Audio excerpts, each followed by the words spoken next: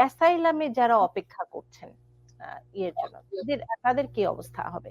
আরো কি দীর্ঘমেয়াদে? কারণ আমরা জানি যে এখনো অনেকে অপেক্ষা করছেন অনেক বছর, তো সেক্ষেত্রে কি হবে?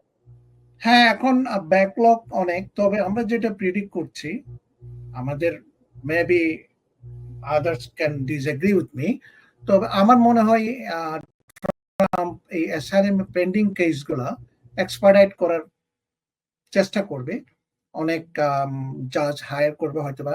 তাইলে আপনার এখন হচ্ছে আপনার 2016 এর কেসগুলো এখন শুরু হচ্ছে, তো হয়তোবা এডিশনাল যদি স্টাফ জাজ যদি হায়ার করে হয়তোবা সে